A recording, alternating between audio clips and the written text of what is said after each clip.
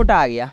पापा मेरे जो घर का राशन वासन होता है सब बेच के कितना पैसा इकट्ठा हुआ? 50,000 के आसपास इकट्ठा किए थे। 50 चुपके से खेत गिरवी रख दिए, चुपके से, किसी को ना पता चले। बेटा पढ़ाई तो नहीं बंद कर सकते ना, अपन मिट्टी का तेल नहीं है, और जाओ सरसों का तेल जला के उस दीपक से पढ़ाई करो। खाऊं 2:11 उस दिन रात का, पेपर वाले दिन का, कि मेरे को नींद ना आ रही थी। मैं गया तुरंत, रात में नहा लिया 2:30 बजे। एक बात कहीं कहिएगा मत, आज मैं कह रहा हूँ, पहली बार कह रहा हूँ, आज तक मैं कहीं ये बात कहा नहीं। बस बोले वार्डन का भी काम किया तो बोले कि यहाँ तुम हॉस्टल वार्डन का काम ले लो, तुम्हारा रूम का किराया रहे हाफ हो जाएगा। रहने का ये रहा कि पापा बोले घर पे मेरे गाय है, तो गाय 2 गाय रहती थी, 2-3 गाय ऐसे करके, तो बोले कि ठीक है जब पैसे की दिक्कत आएगी तो हम गाय वगैरह बेच के, अखबार पढ़ने जाता था तो डर से फेंक देता था अखबार कि यार ये निगेटिव खबर है ना पढ़ूं। रोए खड़े हो जाते थे, रात में सोता था तो पंखा दिखता था तो मैं पंखा ऑफ कर देता था कि यार ये जब तक चलेगा तो मेरे को अंदर से मतलब बहुत रोया मैं। आधे 1 घंटे तक छिप के खेत में जाके बैठ के खूब रोया था मैं, बहुत रोया था कि मैं यार मतलब क्या है मेरी किस्मत, मतलब मैं कहाँ BMS मिल रहा था, कहाँ BDS मिल रहा था, नहीं मुझे बड़ा डॉक्टर बनना था, नहीं MBBS करना था। तो अच्छा, आपने अपनी जर्नी का एक कमेंट डाला था BM सर की पे, वो 5 मिलियन गया। वो 5 जर्नी का कमेंट था, जर्नी का मैं कमेंट किया था तो 5 मिलियन लोग देख चुके हैं।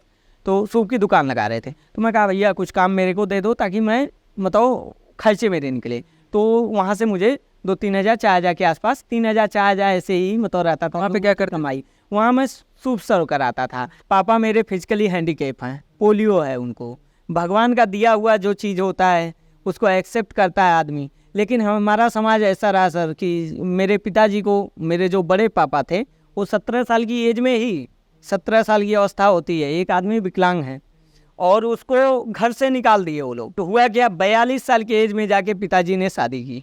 42 साल की अवस्था में शादी की है मेरे पापा।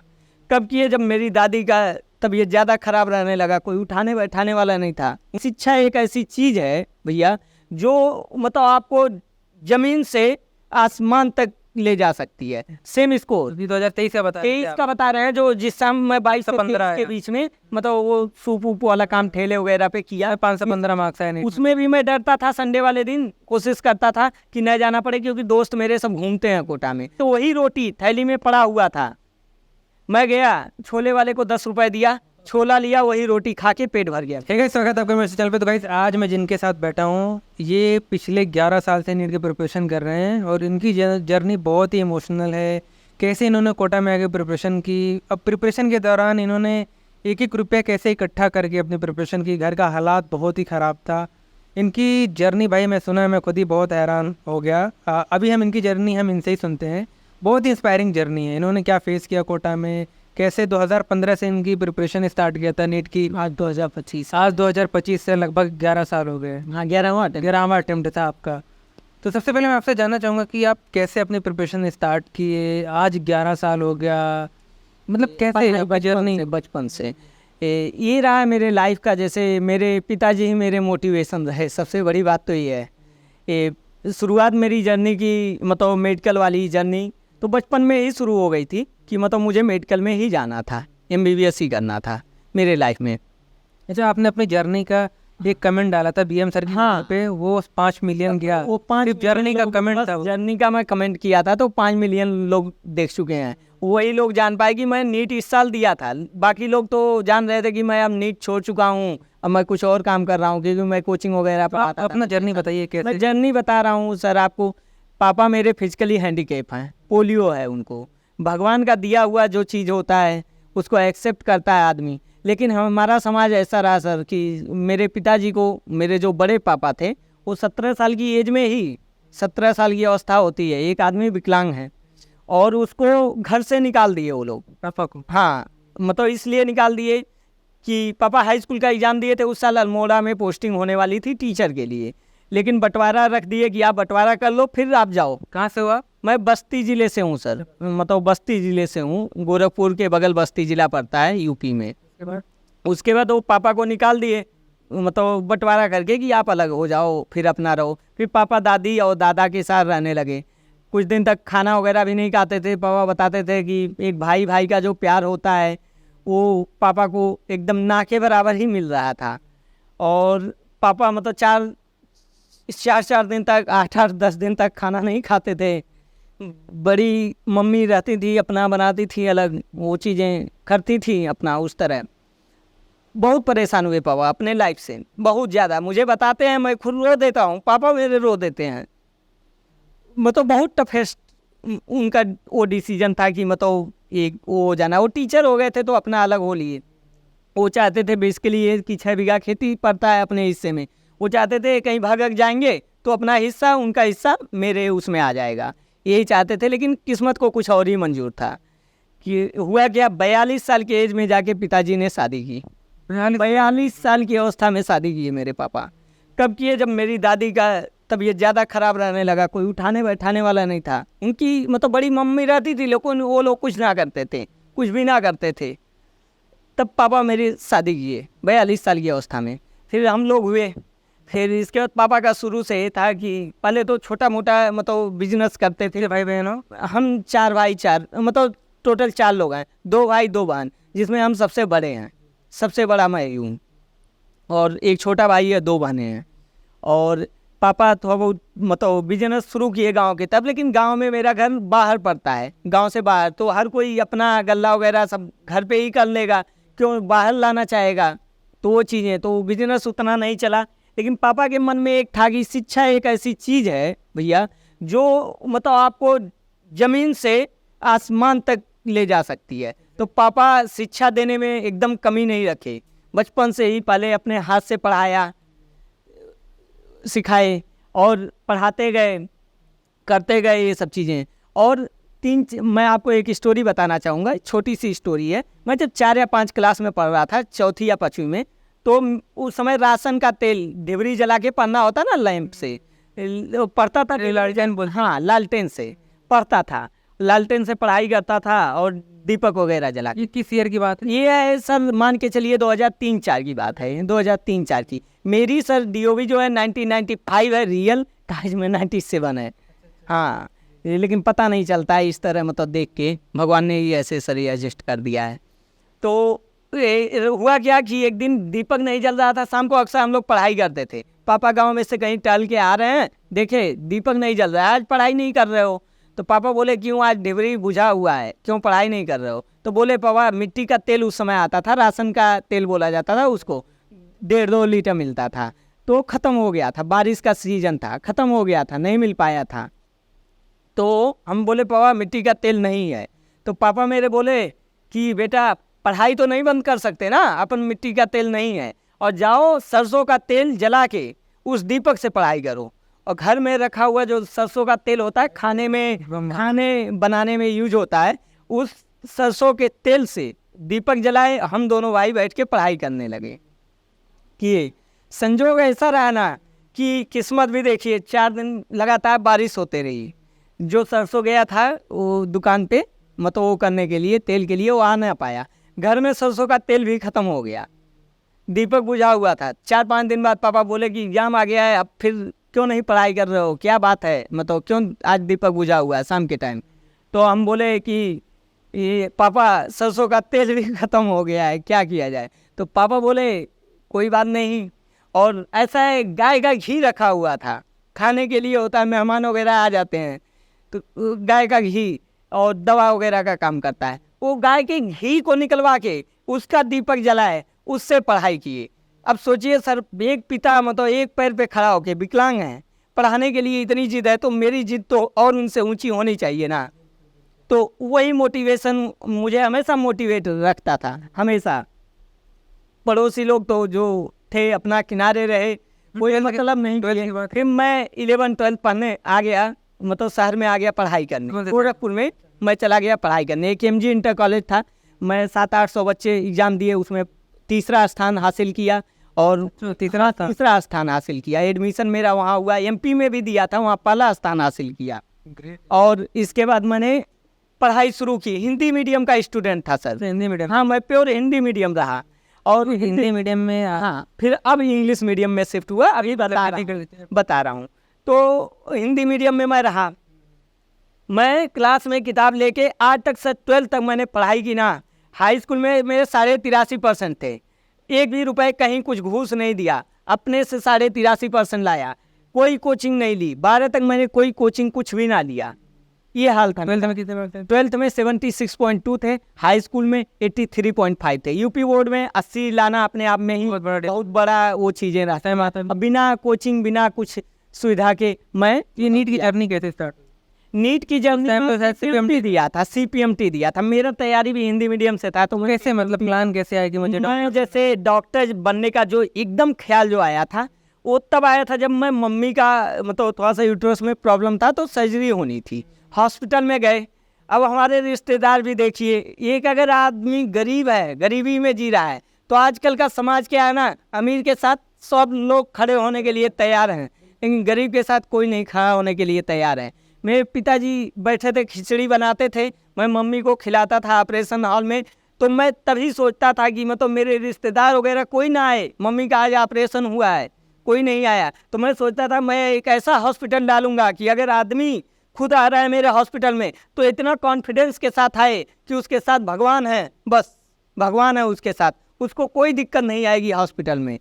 चाहे वो कितना गरीब से गरीब हो, कोई साथ दे या ना दे, मैं साथ दूंगा, भगवान साथ देंगे। मैं ये चीज़ सोच के मैं हॉस्पिटल में घूम रहा था, ऊपर डॉक्टर के केबिन में चला गया। वो बोले बेटा डॉक्टर बनोगे क्या? वहीं से मेरे अंदर मोटिवेशन आ गया कि मुझे डॉक्टर ही बनना है, कुछ भी हो जाए मुझे डॉक्टर ही बनना है। और ये बात है लगभग मुझे लग रहा है 5 या 6 क्लास की बात है ये। तभी मैंने सोच लिया था कि मुझे डॉक्टर बनना है। फिर मैं 6, 7 CPMT का थोड़ा सा आप जर्नी बताओ। CPMT की 10th तक सर मैं जो कॉलेज होता है ना गांव का, 8 किलोमीटर साइकिल से जाता था, 8 किलोमीटर तक साइकिल से जाता था, फिर आता था साइकिल से। और मैं कॉलेज में जो फंक्शन वगैरह होते थे ना, उसमें मैं फर्स्ट प्राइज पाता था स्पीच वगैरह देने में। हाँ, ये चीज़ें रहती थी। CPMT वाली जर्नी CPMT में आ रहा हूँ तो सर 11-12 में अपने से सेल्फ स्टडी, मुझे लगता था कि जैसे बोर्ड है उसी तरह ये भी एग्ज़ाम होता है। मैंने कोई कोचिंग वगैरह ना ली, 11वीं 12वीं पढ़ा। और मैं CPMT के एग्ज़ाम में पहली बार जब बैठा तो 87 नंबर मेरे आए। कौन सा ईयर था वो? 2015 का ईयर था जब मैं पहली बार CPMT दिया 12वीं के साथ। 87 नंबर आए। कट ऑफ 150 के आसपास, 140-50 के आसपास गई थी उस साल। तो मुझे लगा कि इतना कट ऑफ जा रहा है, मैं एक साल तैयारी करूँगा तो मेरा हो ही जाएगा। मैं फिर कोचिंग में गए, या वहाँ की एक लोकल कोचिंग है गोरखपुर की, स्टार PMT करके, तो वहाँ मैं एडमिशन लिया। वो लोग भी काफ़ी अच्छे विचार के रहे लोग कि मतलब मेरी फीस वगैरह काफ़ी मतलब ऑफ कर दिए 55 मार्क्स से भी। हाँ, बहुत मतलब लगभग 75% के आसपास ऑफ कर दिए। और कई इंस्टॉलमेंट में बोले कि आप फीस दे देना। अब दिक्कत मेरे साथ ये आई कि मैं इंग्लिश मीडियम थोड़ा सा समझने में दिक्कत होती थी। हाँ, हिंदी इंग्लिश वाला। सर मुझसे एक राहुल सर वहाँ डॉक्टर हैं, तो वो पूछते थे क्लास में, मान लिया क्लास में बच्चों से पूछ रहे हैं कि अच्छा बच्चों बताओ गैस्ट्रिक ग्लैंड कहाँ पाई जाती है। तो मुझे तो पता था कि ये स्टमक में पाई जाती है, आज बोल दे रहा हूँ ना स्टमक। उस टाइम मैं जठर ग्रंथि जानता था कि जठर ग्रंथि आमाशय में पाई जाती है हिंदी में। मुझे इंग्लिश समझ में ना आ रहा था, तो मैं बगल वाले से कहा यार पेट को क्या बोला जाता है, आमाशय को इंग्लिश में क्या बोलते हैं, ताकि जवाब मैं दूँ तो दिक्कत ना हो। तो मैं बोला कि सर स्टमक ना बोल के मैं स्टमकच बोला। STOMUCH होता है ना स्टमकच, तो मैं CH को स्टमकच बोल दिया। सब बच्चे हंसे मतलब क्लास में कि, तो सर बोले कि हिंदी मीडियम से हो गया होगा। हाँ, बहुत ज़्यादा इसके बच्चे हंसे। लेकिन उससे सर मैं सोचा कोई बात नहीं, अगली बार से जवाब देने में थोड़ा सा शर्माता था कि इंग्लिश ना आने की वजह से। फिर हाँ, वो चीज़ें दिक्कत थी। तो मैंने 1 साल पूरी ईमानदारी के साथ मतलब जितना एफर्ट डाला, मैं CPMT को फोकस किया। मैंने AIPMT का सिलेबस ना के बराबर पढ़ा। अगले साल क्या हुआ, 2016 का ईयर, जब मैं बैठा CPMT के एग्ज़ाम में, तो हुआ क्या कि CPMT ही बंद हो गया। फॉर्म भरे, CPMT ख़त्म, AIPMT आ गया। AIPMT, वही AIPMT जो इंडिया लेवल वो चलता था, स्टेट लेवल, वो अब स्टेट को हटा के CPMT हट गया। AIPMT पूरी तरह से हो गया। मैं एकदम टूट गया कि यार मैं जिस एग्ज़ाम के लिए प्रिपेयर कर रहा हूँ वही एग्ज़ाम ही ना होगा, मैं क्या करूँगा। फिर भी मैंने AIPMT दिया। पहली बार AIPMT दिया था तो 2015 में CPMT के साथ, तो 143 नंबर आए थे, 143 नंबर। कितने मार्क्स से होता था फिर उस टाइम? 720 नंबर का तब भी होता था। 143 हाँ, तब मेरे 143 नंबर आए। फिर मैं CPMT जब बंद हो गया, मैं AIPMT देने गया। देना ही पड़ेगा, नीट है अब। तो नीट देने गया तो मेरे आए 285, 2016 में 285 आए। नहीं 2016 में तो 143 था ना। नहीं 15 में 143 था, जब बोर्ड के साथ में दिया था CPMT के। अच्छा CPMT तो हाँ। और के साथ दिए थे। हाँ 2015 में आपके आए थे 143 AIPMT में। AIPMT, CPMT में 87 समझ। और 16 में। फिर उसके बाद जब CPMT बंद हो गया, नहीं हुआ एग्जाम उस साल, तो मैं AIPMT देना ही पड़ेगा, नीट हुआ था उस साल, तो 285 नंबर आए। अब मैं फिर धीरे धीरे अपने आप को चेंज किया कि 285 से 336 एक साल तैयारी करके इंग्लिश में शिफ्ट हुआ। हिंदी से इंग्लिश में जाने में आपको दिक्कत तो आप जान ही रहे होंगे कि जो बचपन से हिंदी मीडियम में टॉप करता रहा हो, अचानक इंग्लिश मीडियम में आ जाए सिलेबस होगा। पढ़ना अलग बात है। उनका English to Hindi, Hindi to English, वो भी बहुत डिफिकल्ट। वो भी डिफिकल्ट। और फिर NCERT किताब मैं जाके 2017 में जाके ख़रीदा था। 2017 में जाके NCERT मुझे पता चला कि NCERT से पढ़ाई होती है, तब जाके मैं ख़रीदा। और 2016 में दिया तो 285 आए। 2017 में 336 नंबर आए, 336 उस साल इंग्लिश में, ये सब चीज़ें। फिर मैं जब मार्क्स बड़ा स्लो नहीं बढ़ रहा। हाँ बहुत स्लो बढ़ रहा था, हिंदी रीजन का दिक्कत था, और थोड़ा सा मेरे साथ फिजिक्स वाली दिक्कत थी। फिजिक्स में मतलब सीखने में मुझे काफ़ी दिक्कत आ रही थी। फिजिक्स मतलब मुझे बहुत ही ज़्यादा मतलब कुछ भी नहीं समझ में आता। हाँ कुछ भी ना के बराबर, मतलब चीज़ें नहीं समझ में आती थी, उस तरह हाल था। क्योंकि टीचर भी उस टाइम कट ऑफ कम जाती थी, 480-70 के आसपास।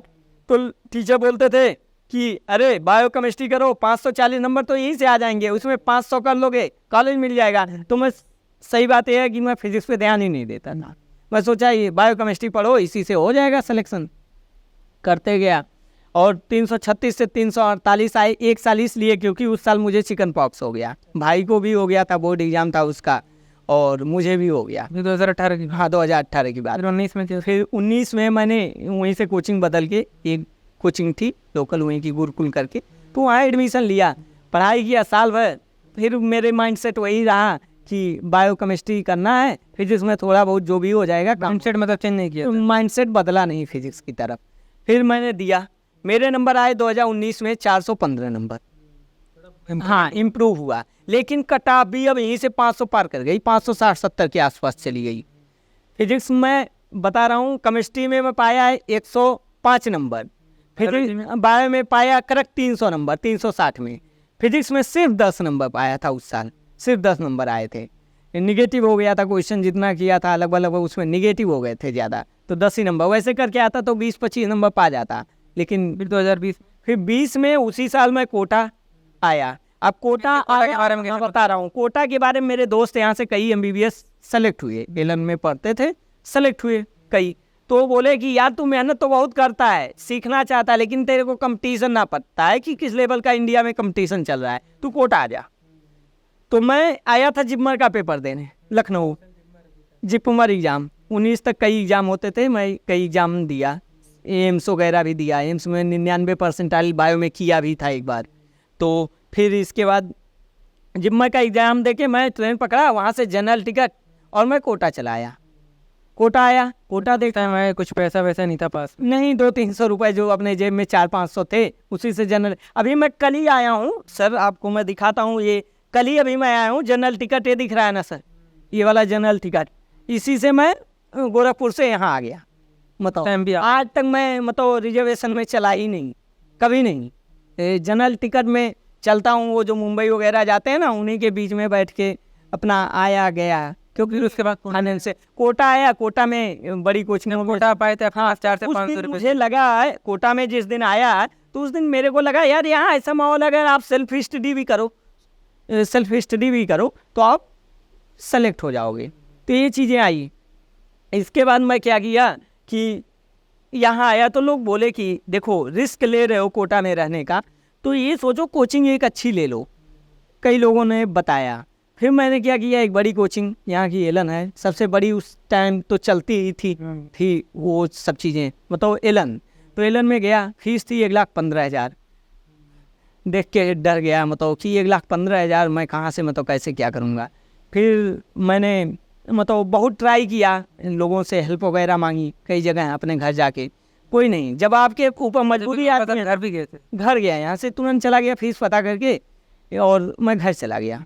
पापा से बताया कोटा अच्छा, बहुत अच्छा माहौल है, कि कैसे कोटा अगर जाने को मतलब क्या है, कैसे मतलब क्या करें, मैं कोटा जाना चाह रहा हूँ। पापा बोले ठीक है, और हमसे जितना हो पाएगा हम करेंगे अपने तरफ से, तुम ठीक है जो तुम्हारे दोस्त हो अच्छे टीचर वगैरह उनसे हेल्प ले लो।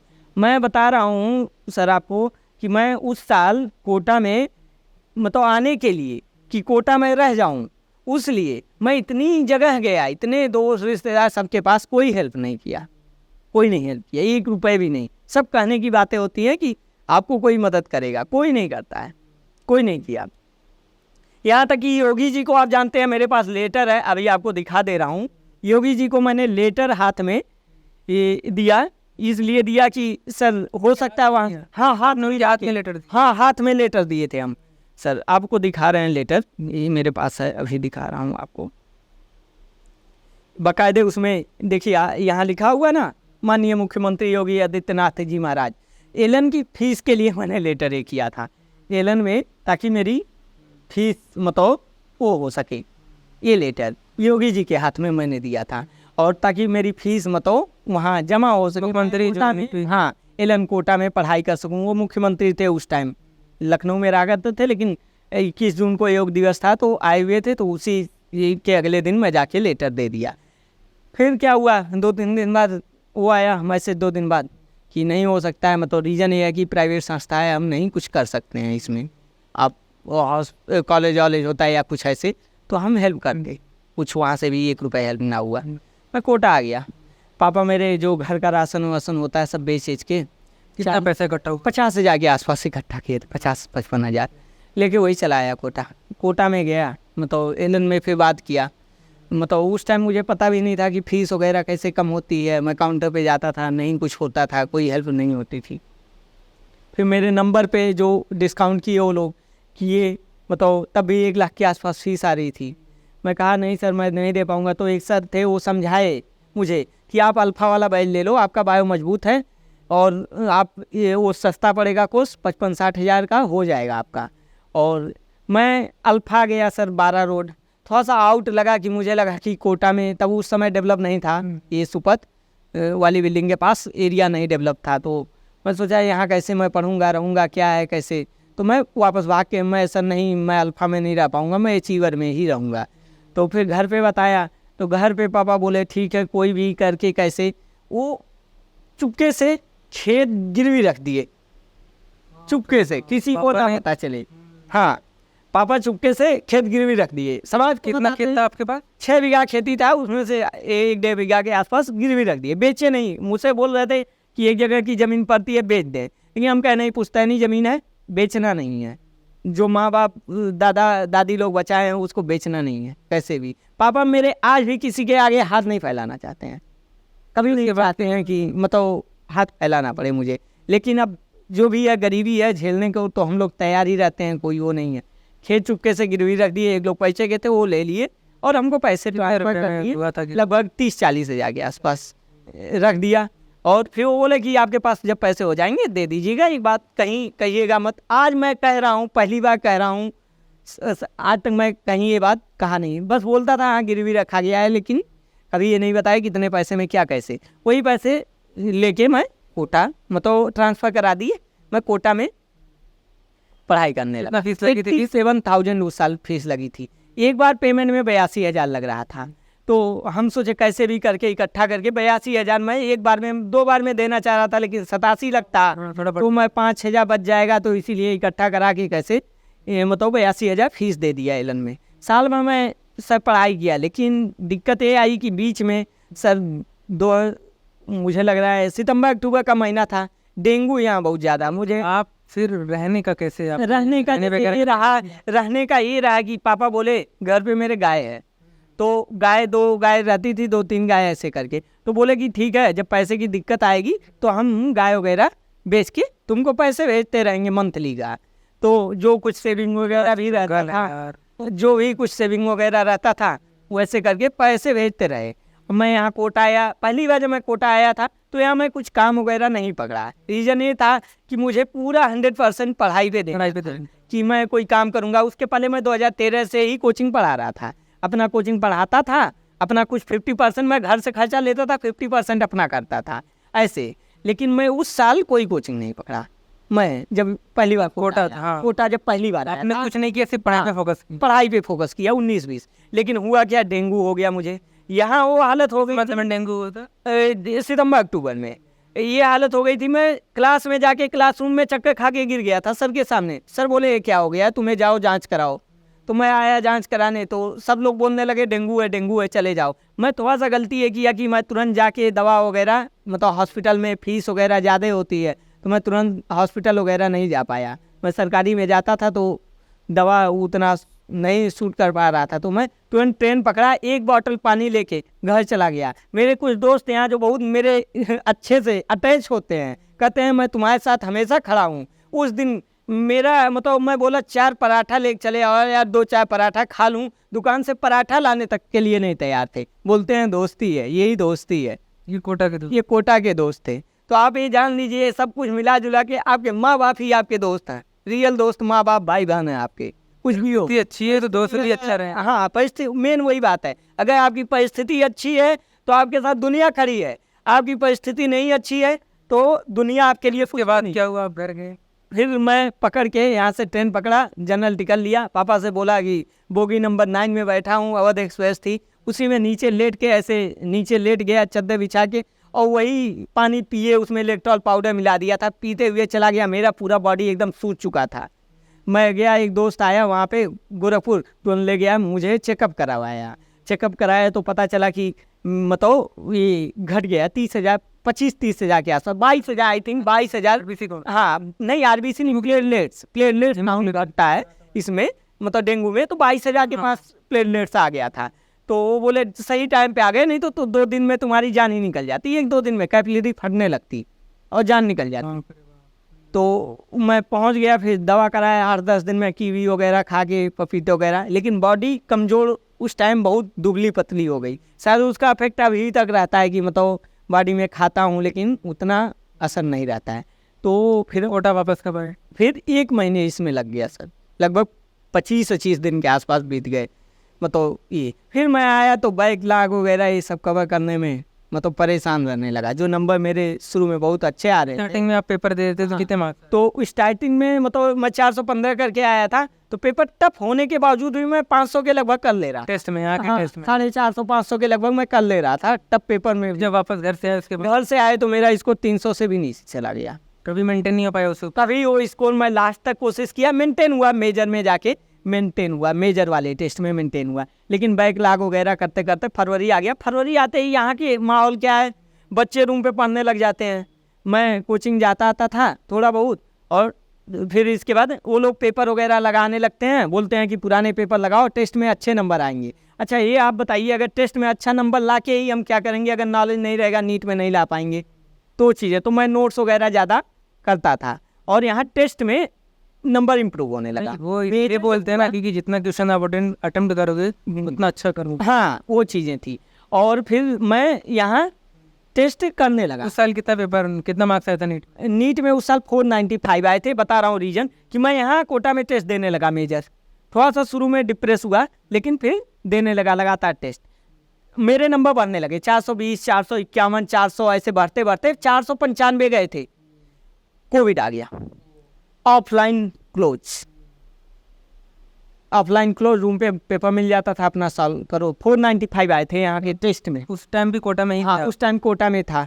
ये मतलब अपना ये जो होता है एलन वगैरह जो खाना वगैरह प्रोवाइड कर रहा था, उसमें जाके खाना वगैरह भी खाता था, मेस वगैरह से जो भी जैसे भी करके किया। फिर योगी जी जो बस भेजे थे उस बस से मैं घर गया, बस्ती उतर गया, अपने गाँव गया, क्वारंटाइन होके पड़ा रहा। लेकिन वो घर पे कितना भी ट्राई किया वो माहौल कोटा वाला नहीं मिल पाया। मैं गया नीट का एग्ज़ाम देने, 495 ही आए एग्ज़ाम में। जब यहाँ पे तो यहाँ एलन के टेस्ट में आए थे, मतलब कोविड के टाइम पे वही वहाँ आए 495। फिर उसके बाद मोबाइल भी मेरे पास नहीं। कोविड के बाद क्या मैं मोबाइल से पढ़ाई कर सकूँ। मोबाइल तो मैं 21-22 में आगे खरीदा हूँ, तो मोबाइल भी नहीं थी उस टाइम। तो फिर मैं क्या किया, 495 आए। पापा से मैं किस ईयर की बात थी? ये 2020 की 415 से 495 गए। नंबर अच्छा खासा इम्प्रूव। हाँ इम्प्रूव से। उसके बाद फिर क्या किया? हाँ 495 जब आए, पापा से मैं बोला पापा मुझे कोटा जाना है, ये है। अब खर्चा कितना भी मिला जुला के मैं मिनिमम भी रहा तो 1.5-2 लाख के आसपास बैठ जाता है मिनिमम, कितना भी आप रहो कोटा में। तो वो खर्चा देख के पापा टूट गए एकदम, रो दिए। मतलब मेरे सामने आंखों में, पापा के सामने आंखों में आंसू देखूं तो फिर उस लड़के का क्या वो कि मतलब वो ज़बरदस्ती ऐसे। हम कहे नहीं पापा कोई दिक्कत ना, मैं कोटा में पढ़ाई किया हूँ, मैं इस साल सेल्फ स्टडी करके मैं मतलब कर लूँगा नीट अपने से। उस साल भी मेरे को BMS मिल रहा था, आयुर्वेदिक डॉक्टर BMS का कोर्स मिल रहा था, लेकिन मैंने ज्वाइन नहीं किया 2020 में। मैं 1 साल सेल्फ स्टडी किया गोरखपुर में रह के, एक इंडिविजुअल कोचिंग थी फिजिक्स के लिए, मैं वहाँ गया, लेकिन वो लोग भी 10-15 हज़ार रुपये उसके लिए चार्ज किए। मैं रहा, लेकिन फिर दोबारा कोविड रिपीट हो गया था, तो उस कोर्स का भी कोई मतलब नहीं रहा है, क्योंकि जनवरी-फरवरी में बंद करना पड़ा कोर्स। फिर मैंने सेल्फ स्टडी की घर, जब कोविड में गोरखपुर रुका, रूम लेके खाना अपने हाथ से ही बनाता था। आज तक अपने हाथ से ही खाना बनाया हूँ कोटा को छोड़ के। कोटा में सिर्फ मेस खाया हूँ, बाकी सब जगह अपने हाथ से ही खाना बनाता खाता था। तो उस टाइम कितने मार्क्स आए थे? तब फिर आए मेरे 540 नंबर, 52,000 रैंक थी। 540? हाँ 50। उस समय मुझे BDS कोर्स, दांत का डॉक्टर BDS कोर्स और BMS कोर्स दोनों फिर मिल रहे थे। फिर पापा बोले कि बहुत अच्छी बात, मतलब अच्छा स्कोर, मतलब 52,000 रैंक पे सीधे आ गए तुम, अच्छा स्कोर किए हो। तो मैं पापा से बोला कोटा चला जाऊँ क्या। अच्छा, कितना सेल्फ स्टडी कितना टाइम करते थे? मैं उस टाइम मतलब जितना मेरे से हो सकता था, कोचिंग एक जगह पढ़ाने जाता था 1-2। अब मैं कोचिंग भी भैया ऐसा पढ़ाया ना कि 11-12 वालों को पढ़ाता था, ताकि मेरे कभी रिवाइज रहे। हाँ, मेरा फिजिक्स केमिस्ट्री बायो रिवाइज होते रहे। मैं 11-12 मेरे के कितना और स्टडी करते थे, कितने घंटे पढ़े? सेल्फ स्टडी में मैं कोशिश करता था कि 8 से 10 घंटे पढ़ाई हो जाए, 10 घंटे तक उस टाइम पढ़ाई करता था। बाकी का टाइम क्या? बाकी का टाइम जैसे रहा कि कोचिंग पढ़ा लिया 1-2 घंटा, वो रिवीजन, या फिर मान लिया टेस्ट देने, टेस्ट पेपर भी, मतलब ये सेल्फ स्टडी वाला हावर है सिर्फ 8 घंटा। बाकी मैं पेपर प्रैक्टिस में 3 घंटे चले जाते हैं, कोई मिस्टेक वगैरह रिवाइज करने में 1-2 घंटे निकल जाते हैं ऐसे लड़के। फिर उसके बाद आप जब कोटा 2021 के लिए हाँ, क्या? 21 के बाद है, 20 के बाद मैं कोटा दिसंबर में चला आया। अल्फा वाला भाई नवंबर-दिसंबर के आसपास मैं आके ले लिया। आया कैसे, घर पे सामने मेरे यूकेलिप्टस का पेड़ लगाए थे पापा अपने घर के जस्ट सामने, वही पेड़ बेच दिए। हरा पेड़ कोई काटता नहीं है भैया, लेकिन मैं ऐसा पापी इंसान हूँ कि जो हरे पेड़ को काट के 23,000 में बेचा, वही 23,000 रुपये, 7,000 और थे, 30,000 लेके मैं कोटा आ गया। आया मैं एलन में, फिर बात किया अल्फा के लिए, मेरे नंबर पे 50% डिस्काउंट हो गई फीस, 50% प्लस ही। एलन में बात किया, गौरव माहेश्वरी सर थे, यहाँ एक स्कॉलरशिप चलती थी गुदड़ी के लाल, मतलब चलती है गुदड़ी के लाल। वो बोले बेटा कोई घबराओ ना, कोई दिक्कत ना, तुम्हारे घर की परिस्थिति ठीक नहीं है, कोई बात नहीं। मुझे वही 23,000 रुपये में एडमिशन कर लिए अल्फ़ा बैच में।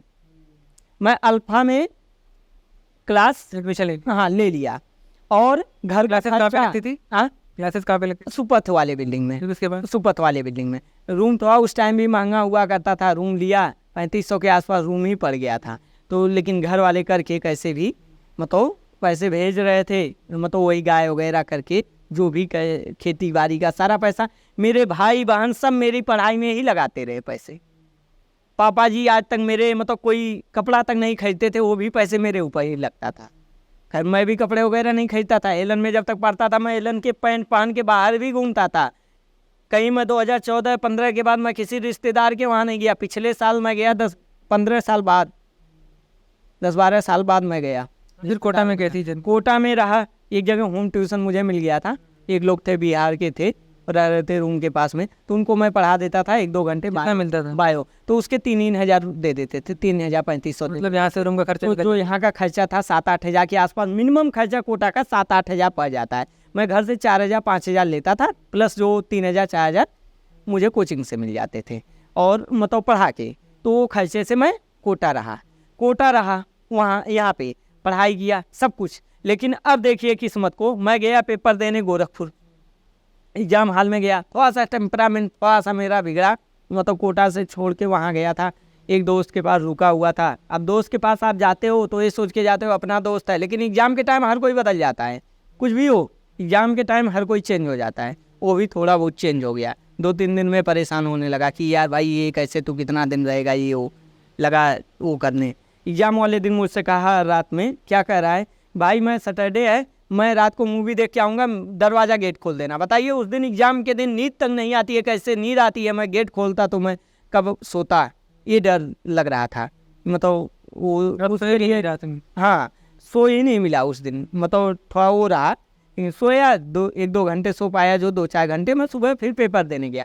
मैं जो 540 नंबर पाया था ना उस साल 21 में, 350 नंबर मेरे बायो में आए। 2 बार मेरे 350 करीब आ गए। एक बार तो 350, पिछले साल 345, इस साल इतना टफ पेपर था फिर भी 325 बायो में आए थे। नहीं, फिर उसके बाद 2021 में पेपर दिया था, 350 आए थे कोटा में अल्फा लेके। फिर जब मैं पेपर दिया 540 नंबर थे ना 21 वाले पेपर में, 540 के 540 नंबर ही इस साल भी आए। 22 सेम मेरे पास स्कोर कार्ड है, अभी आपको मैं दिखा दूंगा।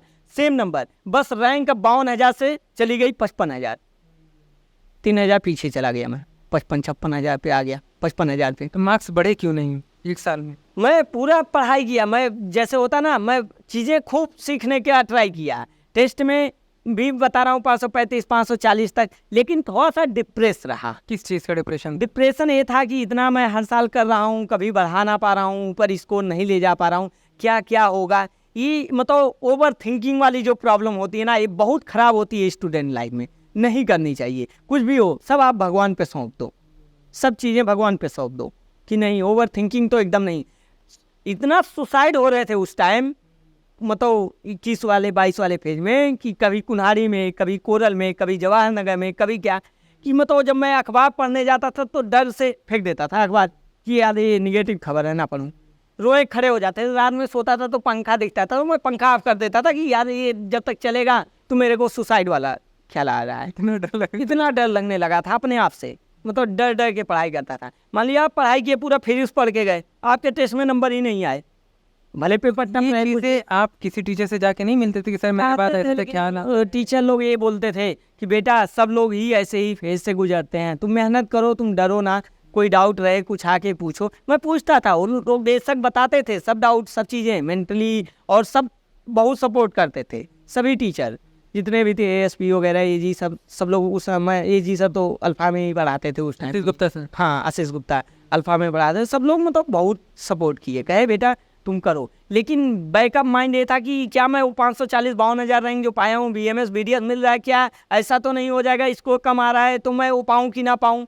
वो डर मुझे खा खा के मेरा 540 का 540 ही रुका। 23 में क्या किया? फिर 23 में मैं सोचा कि कहाँ थे, मतलब कोटा ही थे? नहीं, हाँ 23 में फिर कोटा आया, उस साल कोटा आया। अब कोटा में आया, मैं क्लासरूम नहीं दिया, बहुत पैसे खर्च कर चुका था इस फील्ड में। गया एलन में बात किया, वो लोग रह चुके थे, ये तीसरा साल था कोटा का। कोटा में आया, इधर उधर गया, VW में गया तो वो लोग मुझे ऑनलाइन बैचेस फ्री कर दिए, बोले कि आप इससे पढ़ाई करो। और एलन में मैं गया तो एलन वाले मुझे वो दे दिए, क्या कहते हैं, टेस्ट सीरीज जो चलती है चीवर, वो फ्री कर दिया। वो फ्री नहीं किए, मतलब 2,000 फीस लगी थी। 10,000 की टेस्ट सीरीज 2,000 में कर दिए। बहुत बड़ी बात मेरे लिए है कि मतलब कर दिए वो लोग। मैं रहता था बोरखेड़ा में रहता था, और मैं टेस्ट देने जाता था कुन्हारी, बाद में ट्रांसफर सुपत। कुन्हारी में महंगा था चीज़ें, बोरखेड़ा में सस्ता रूम वगैरह था। मैं एक हॉस्टल वार्डन का भी काम पकड़ लिया, हॉस्टल में रहता था। 23 में? हाँ 23 में। एक दोस्त रहते थे, वो मतलब वो उधर के थे भीलवाड़ा साइड के, तो वो बोले वार्डन का भी काम किया? तो वो बोले कि यहाँ तुम हॉस्टल वार्डन का काम ले लो, तुम्हारा रूम का किराया रहे हाफ हो जाएगा। अच्छा, हाफ हो जाएगा सब, क्योंकि 4500 के रूम हॉस्टल में मिलते हैं। ये सब चीज़ें रही, सब चीज़ें किया मैं। तो हॉस्टल में क्या होती है, जिम्मेदारी बढ़ जाती है आपकी।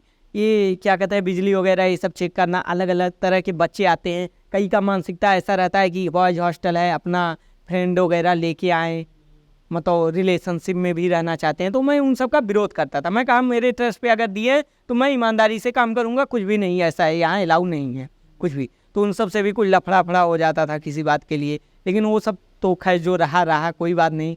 अच्छे दोस्त भी बने, बुरे दोस्त सब तो हर जगह हैं। तो फिर उस साल क्या हुआ, मैं एक जगह कोचिंग पढ़ा रहा था, होम ट्यूशन पढ़ा रहा था। 1 घंटे 2 घंटे मैं निकल जाता था। हाँ, तो वहाँ से कितना मिलता? सब बोलते थे कि कहाँ गए हो घूमने, कहाँ टहलने गए हो, तो मैं उनसे ना बताता था कि मैं कोचिंग पढ़ाने नया पूरा की तरफ चला आता था लिफ्ट लेके। और वहाँ एक लोग को बिहार लिफ्ट लेके आता? हाँ, लिफ्ट लेके, किराया खर्च होगा फालतू, लिफ्ट लेके चला आता था। और नया पूरा में ये डेली करते थे? हाँ, डेली करता था। तो आके बैठ के पढ़ाता। वो लड़का इतना तक वो था, कहता था कि भैया आप मेरे रूम पे जाके पढ़ाओगे तो दिक्कत होगी, तो ऐसा है आप मतलब कहीं पार्क वगैरह जो भी है वहाँ बैठ के, तो वो जो नयापुरा के पास पार्क है ना, वहाँ बैठ के 1-1 घंटे में पढ़ा दिया करता था, 1.5 घंटे। वहाँ पे कितना मिलता था आपको? वहाँ मुझे 5-6 हज़ार मिलते थे। उसका बायो बहुत कमज़ोर था, कमज़ोर सब्जेक्ट था, तो 5-6 हज़ार मिलते थे। मैं सोचा खर्चा निकल ही रहा है तो कोई दिक्कत नहीं, मैं पढ़ा रहा था अक्टूबर नवंबर दिसंबर में। ऐसे दिसंबर में क्या हुआ, वो पैसे 2 महीने के किराया नहीं दे पाया, कहा भैया वार्डन का भी काम करते थे ना, हाँ तो आप हाँ हाफ हो जाता था, तो उतना खर्चा नहीं, घर से भी कुछ आ ही जाता था, 3-4 हज़ार के लगभग भेज ही देते थे। तो यहाँ जो 7-8 हज़ार का खर्चा मतलब था वो मेंटेन हो जा रहा था, कोई दिक्कत नहीं आती थी, तो चल रहा था। अब वो लड़का क्या किया, अपने एक दोस्त को भी ले आया कि इसको भी पढ़ा दो। 2 महीने पढ़ाया, 8,000 रुपये हुए थे उस टाइम। वो लेके चला गया, भाग गया। अच्छा, पैसे ही लेके हाँ भाग गए। पैसे ही लेके भाग गया। अब क्या करें हम, मतलब झगड़ा लड़ाई तो कर ना सकते, नंबर अगर ब्लॉक कर दिया तो फिर क्या कर सकते हैं हम। दूसरे नंबर से ट्राई कर रहे हैं, जान रहा है तो वही है, नहीं उठाया, बिहार का था, चला गया। फिर उसके बाद कैसे मैनेज? इसके बाद अब मैं एकदम वो हो गया कि यार मैं मेस का पैसे कैसे दूँ, रूम का कैसे करूँ, क्या है मतलब कैसे क्या करूँ। तो मैंने मतलब एक भैया थे, वो मतलब यहाँ ठेला लगा रहे थे, सूप की दुकान थी उनकी, तो कोरल के मतलब कोरल में किस चीज़ की दुकान थी? सूप बेचने का। सूप होता है ना ठंडक के टाइम, दिसंबर जनवरी के आसपास, दिसंबर जनवरी के आसपास, तो सूप की दुकान लगा रहे थे। तो मैं कहा भैया कुछ काम मेरे को दे दो ताकि मैं मतलब खर्चे मेरे निकले। तो वहाँ से मुझे 2-3 हज़ार 4 हज़ार के आसपास, 3 हज़ार 4 हज़ार ऐसे ही मतलब रहता था। वहाँ पे क्या कर कमाई, वहाँ मैं सूप सर्व कराता था, मतलब सूप कितना घंटा आपका जाता था? मैं 4 बजे शाम को 4-5 बजे जाता था, रात को 8 बजे तक रहता था दुकान पे। उस चीज़ का आपको 3,000 मिलता था? हाँ 3 हज़ार मिलता था। ये कब तक किया? ये मैं दिसंबर जनवरी में 1.5-2 महीने किया, बाद में उनकी कहीं जॉब लग गई तो वो छोड़ के दुकान बंद करके फिर उसके बाद कैसे? चले गए। तो फिर घर वाले मेरे सपोर्ट किए, मतलब अब क्या करूं, मतलब मैं कहा कि क्या कहते हैं, मतलब अब क्या कर सकता हूं, कोचिंग वगैरह भी नहीं पढ़ा रहा था, एग्ज़ाम भी पास आ रहा था, तो फिर मैं कोचिंग पढ़ा के मतलब नुकसान ही होता मेरा। तो मैं घर से मतलब उस टाइम कितने मार्क्स आए थे? 2021 की बात है ये? हाँ 21 का। अब वहाँ देखिए मैं एग्ज़ाम देने गया, एग्ज़ाम में मैं जब पेपर तो बहुत ठीक कर रहा था, उस साल मेरे 570 नंबर आते, 580 के आसपास आते। नीट में आते? हाँ आते, 580 के आसपास एकदम आ जाते। पढ़ाई मैंने की ही थी, टेस्ट में भी नंबर आ रहे थे अच्छे। तो मैं क्या हुआ कि एग्ज़ाम में जब फिजिक्स का उमार भरना हुआ तो मैं केमिस्ट्री वाला उमार फिलअप करना शुरू कर दिया। बाप रे बाप, फिजिक्स में मैं केमिस्ट्री का उमार भरना शुरू कर दिया। कैसे ये मिस्टेक कैसे हो गई? हो गया वहाँ अचानक, जल्दी जल्दी में, थोड़ा सा टाइम कम पड़ रहा था, थोड़ा सा ध्यान ही नहीं दे पाया। हाँ ध्यान नहीं दे पाया। फिजिक्स वाले सेक्शन में केमिस्ट्री का उमार भरने लगा, लगातार 8-10 क्वेश्चन चले गए ऐसे, और किस्मत भी देखिए 1-2 उसमें सही हुए, बाकी सब नेगेटिव। अब जब केमिस्ट्री का उमार फिजिक्स में भरूंगा क्या होगा, वहाँ कितने मार्क्स आए थे उस साल? डर गया एग्जाम में ही, अभी कुछ क्वेश्चन बचे हुए थे, डर गया यार क्या होगा मेरे साथ, रो दिया एग्जाम में हॉल में, क्या होगा। कितने मार्क्स आए थे? उस साल मेरे 515 नंबर आ गए, 540 से गिर के 515 हो गए। फिर 2024 में 90 हज़ार चली गई। था मैं 50-60 हज़ार में रहता था, अब मैं 90 हज़ार में चला गया। फिर उसके बाद 2022 में क्या किया? फिर इसके बाद फिर क्या हुआ, मतलब जब 2023 में 515 नंबर आए। नहीं, ये जर्नी 2021 की थी कि 22 की थी? नहीं 21 में 540 सेल्फ हिस्ट्री, फिर 22 में यहाँ अल्फा 540 सेम स्कोर। अभी 2023 का बता रहे थे 23 आप। का बता रहे हैं, जो जिस शाम में 22 से 15 23 के बीच में मतलब वो सूप वूप वाला काम ठेले वगैरह पे किया। 515 मार्क्स आए नहीं? उसमें भी मैं डरता था, संडे वाले दिन कोशिश करता था कि न जाना पड़े, क्योंकि दोस्त मेरे सब घूमते हैं कोटा में, तो वो देख लेंगे दुकान पे तो सिर्फ बेइज्जती करेंगे। दोस्त का काम होता है बस तुम्हारे कमजोर वीक पॉइंट को पकड़ के बेइज्जती करो, ये नहीं सोचेंगे उनके घर की परिस्थिति कैसी है, वो कैसे क्या कर रहा है, सपोर्ट करें। 2023 की बात? 23 की बात है, अब 24 में 22 से 23 की। 23-24 में? अब 23 से 24 के बीच में ये रहा, मैं घर पे ही सेल्फ स्टडी करने लगा, गांव पे ही रह गया, घर से लेके वापस घर चला गया। 23 में 515 लाने के बाद गांव पे रहने लगा, पढ़ाई करता था। लेकिन गांव में क्या होता है, तो लाइट वगैरह का इशू बहुत ज़्यादा रहता है, लाइट नहीं रहता है ना के बराबर। उस टाइम कितने मार्क्स आए थे? फिर मैं घर पे ही पढ़ाई करता था। बीच में 1 महीना के लिए एक न्यू लाइट करके कोचिंग है कानपुर में, वहाँ मैं गया, तो SRB बैच लिया, 4-5 हज़ार का था, 5-6 हज़ार लगे थे, मैं लिया। लेकिन वहाँ का जो माहौल इन्वायरमेंट था ना, इतना अजीब था कि जिस संजोग से मैं जिस हॉस्टल में चला गया वो गड़बड़ था। रात में सब दारू पीते थे, सिगरेट पीते थे, हल्ला, वो एनिमल करके मूवी आई थी, डांस करते थे या करके, और मैं सोता था, सोने ही नहीं देते थे। पूरा सोने में मेरा टेम्परामेंट एकदम ख़राब हो जा रहा था। मैं हाथ जोड़ के कहा भैया मैं 10वां अटेम्प्ट मेरा उस समय 10वां अटेम्प्ट था, 10वां अटेम्प्ट था उस टाइम। मैं कहा ये मेरा 10वां अटेम्प्ट रहेगा, मैं अपने जीवन में सब जगह से हार चुका हूँ और यार प्लीज़ मुझे पढ़ना है तो रात में सोना पड़ेगा मुझे, नहीं तो मैं दिन में पढ़ नहीं पाऊंगा। कोचिंग भी जाना रहता था। वो लोग भी नीट की प्रिपरेशन करते थे? वो लोग भी नीट वाले ही थे। ये चीज़ें थी, मतलब कई साल से अपना रह रहे थे, अपना दल बना के गुंडागर्दी ये सब करना, दिन भर लड़ाई झगड़े में इन्वॉल्व रहना, रात में दारू पीना, सिगरेट पीना, यही सब करते थे। मैं 20-22 दिन खाली रह पाया था। मेरे नंबर टेस्ट में 620 आ रहे थे, सोचिए 620 वहाँ न्यू लाइट के टेस्ट में 616, 620, 595 ऐसे नंबर आ रहे थे। तो आपके टीचर से जाकर डिस्कस नहीं किया सर ऐसा? हाँ, वो लोग बोले मॉर्निंग में घूमने वगैरह टहलने आओ, उससे थोड़ा टेम्परामेंट सही रहेगा। लेकिन घूम के क्या, अगर आपकी नींद ही नहीं पूरा है तो आप क्या कर सकते हो। मैं लाइब्रेरी भी ज्वाइन किया, लेकिन लाइब्रेरी में आप सो नहीं सकते हो ना, पढ़ाई करोगे, पढ़ाई तो वहाँ हो जाएगी, लेकिन नींद कहाँ से आप पूरा करोगे, रोड पे तो सोओगे ना। वो फिर 24 में कितने मार्क्स? तो मैं तुरंत 22 दिन बाद सामान उठाया, घर चला गया। घर पे भी कुछ कंडीशन, पर्दा वगैरह लोग ऐसे थे कि मतलब बहुत ज़्यादा परेशान कर रहे थे, पिताजी को भी ऐसे वैसे, मतलब इस तरह किस तरीके से परेशान? किस तरीके से, मतलब कि जैसे कि हम ये कर देंगे, ये नुकसान ये है, मान लिया उन जो आप उन्होंने जो गिरवी रखा था उस वजह से? नहीं, वो तो गिरवी मतलब मेरा 22 में जाके पूरा हो गया था। पापा जो पैसे मतलब ये गल्ला वगैरह बेचे जो राशन घर का, उससे पूरा कर दिए। क्योंकि परेशान क्यों करते थे? नहीं, परेशान ये करते थे कि मतलब जैसे वो लोग दारू वगैरह पीते थे। खैर वो अलग टॉपिक, हम उसमें नहीं जाते हैं। फिर 2024 में कितने वो मार्क्स? चीज़ें फिर मेरे 24 में जब मैं फिर पेपर दिया तो मेरे नंबर आए 570। घर पे रह के दिया था? घर पे रह के दिया मैं, 570 नंबर आए। बस्ती में ही एग्जाम भी दिया था, गोरखपुर गया भी नहीं था। उस टाइम कितने रहेंगे? 570 नंबर आए थे। टेस्ट सीरीज मैं घर पे ही सॉल्व करता था, टेस्ट पेपर वगैरह, 11th पेपर वगैरह। टीचर ने भी काफ़ी हेल्प की है। मैं जब भी डाउट वगैरह पूछ लेता था तो वो बता देते थे, फ़ोन पे ही बता देते थे वो चीज़ें। तो 570 नंबर आए। अब मुझे लगा कट ऑफ वही 595, 600 के आसपास जाती है। BM सर बोल भी रहे थे कि 610 के आसपास, 610, 15 जाएगी कट ऑफ। लेकिन कट ऑफ उस टाइम बहुत ज़्यादा हाँ, कट ऑफ क्या हुआ कि एकदम पूरा स्कैम जो हुआ था वो आपको तो पता ही है, ये चीज़ें सब। तो उस वजह से कट ऑफ एकदम काफ़ी आई चला गया। जब अब मुझे जो BMS वगैरह सब मिल भी रहा था, वो भी नहीं मिल, कुछ नहीं मिल रहा। मैं कहा मेरी लाइफ ख़त्म। अब मैं रोया हूँ उस दिन, मैं साल भर कभी नहीं उतना रोया, कभी नहीं। कोटा वगैरह में कभी कभार रोया, लेकिन उस दिन मैं जो रोया, मैं अंदर से मतलब बहुत रोया। मैं आधे 1 घंटे तक छिप के खेत में जाके बैठ के खूब रोया था। मैं बहुत रोया था कि मैं यार मतलब क्या है मेरी किस्मत। मतलब मैं कहाँ BMS मिल रहा था, कहाँ BDS मिल रहा था। नहीं मुझे बड़ा डॉक्टर बनना था, नहीं MBBS करना था, तो मैं कम से कम BMS तो कर सकूँ। BMS भी ना मिल रहा है, ये हालत आ गई मेरी।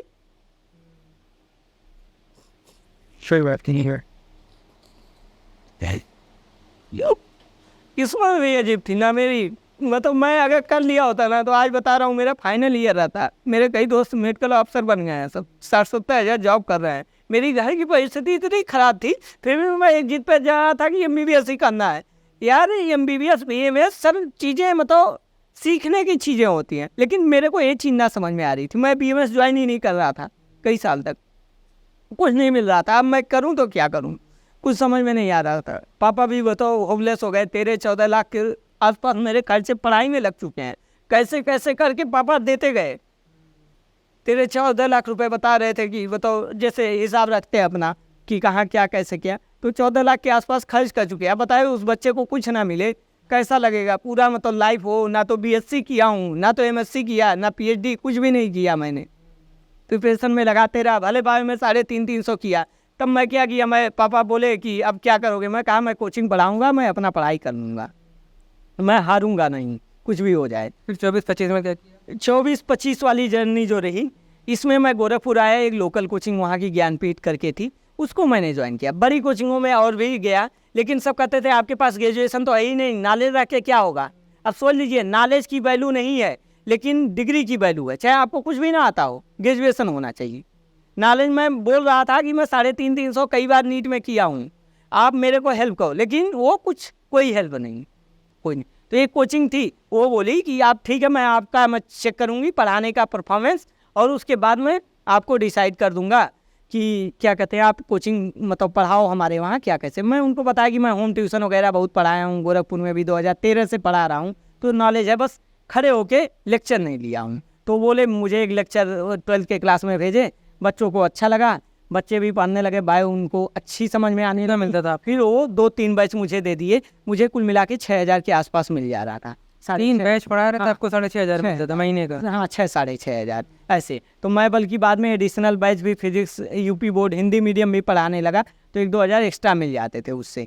लेकिन अब लोकल कोचिंग है तो वो जितना देगी, आप यहाँ कोटा में पता कर लीजिए, आपको एक लेक्चर आप करो तो आपको मिल जाएंगे मिनिमम मंथली के, मतलब एक दिन के 400-500 रुपये। मैं 100-150 पे काम करता था कि 100 रुपये ही मुझे मिले, 150 रुपये ही मिले, लेकिन कुछ तो मिले। उस टाइम हम कितने सेल्फ स्टडी करते थे? तो उसके बाद 11-12 बजे तक मैं कोचिंग पढ़ाता था, 10-11 बजे। फिर वो रोक लेते थे, कुछ ऑफिशियल काम वाम के लिए मैं किया उनका, फिर मैं चला आता था। 12 बजे मैं लाइब्रेरी ज्वाइन कर रखी थी, मैं लाइब्रेरी जुलाई में ही ज्वाइन कर लिया था। मुझे लगा नीट हो सकता दोबारा हो जाए, कोर्ट में केस चल रहा था, तो शायद पढ़ाई जारी रखा था कि अगर दोबारा हो जाएगा तो इस टाइम से तो बच जाऊंगा। तो उसी टाइम लाइब्रेरी ज्वाइन कर लिया था, 24 घंटे वाली। खैर 24 घंटे नहीं जाता था, वो जो टाइम मुझे मिलता था मैं जाता था उसमें।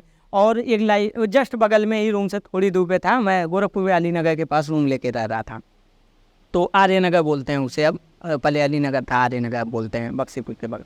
तो लाइब्रेरी में जाता था, फिर अपना पढ़ाई सेल्फ स्टडी करता था, अपना भी पढ़ता था, उनके कोचिंग के पेपर भी सेट करता था, और उनको कल क्या पढ़ाना है पढ़ के ही जाना। क्योंकि मैं जो गलती किया हूँ लाइफ में, वो मैं नहीं चाहता था किसी बच्चे के साथ बायो में बुरा हो। बायो मेरा सब्जेक्ट था, तो बायो में किसी भी के साथ बुरा ना हो। अच्छा रिजल्ट रहा, सब बच्चे इस साल बोर्ड का आया है, सब 80+, 75+, 80, 90, 92, 93 ऐसे नंबर पाए हैं सब। 2025 में कितने वो? फिर इसके बाद मैं साल भर ऐसे करता रहा कोचिंग। अब कोचिंग में मुझे धोखा ये मिल गया, फरवरी में वो लोग बोले थे कि आपको कुछ हेल्प कर देंगे हम, और आप घर पे रह के पढ़ लीजिएगा। फरवरी आया तो उन लोगों शादी ब्याह में फंस गए लोग, तो बोले नहीं हम कुछ हेल्प नहीं कर पाएंगे, खड़ा कर दिए वो लोग भी यार। मैं उनके यूट्यूब वीडियो वगैरह भी किया हूँ, 2-4 वीडियो भी करता था, खैर उसके पेमेंट मुझे कुछ नहीं मिलेगा, मुझे भी पता था। तो ये चीज़ें हैं, तो वो लोग किनारे हो गए अपना ऐसे।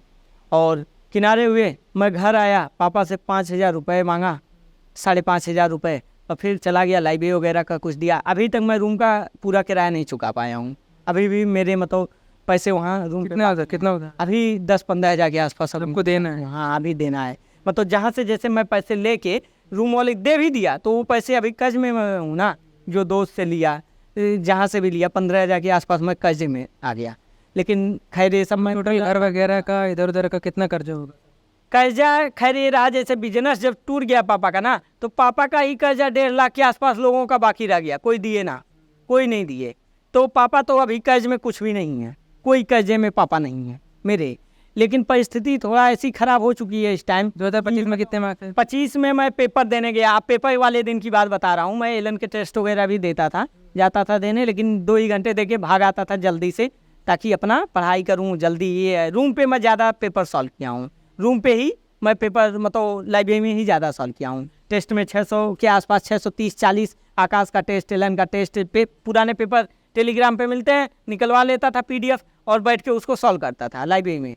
लास्ट में ये हालत आ गई थी, मैं 16 घंटे पढ़ रहा था, 16 घंटे पढ़ने लगा था, 1.5 महीने जब बचे थे, 1.5 महीने, कि कुछ भी हो जाए इस साल तो नंबर नहीं गिरने दूंगा, सिलेक्शन हो जाएगा ही। और मैं ये लास्ट ड्रॉप 11वां, 1+1 11वां ही मान के चल रहा था कि 11वां ड्रॉप है मेरा, मैं कुछ भी हो जाए अब इसके बाद मैं नीट छोड़ दूंगा। ये चीज़ मैं वहीं मान लिया था कि मैं नीट अब नहीं दूंगा, 11 बार दे चुका हूँ, क्योंकि झेल चुका था ना चीज़ें, कि जहाँ कुछ मिल रहा था कुछ नहीं मिल रहा है, ये वो इस तरह।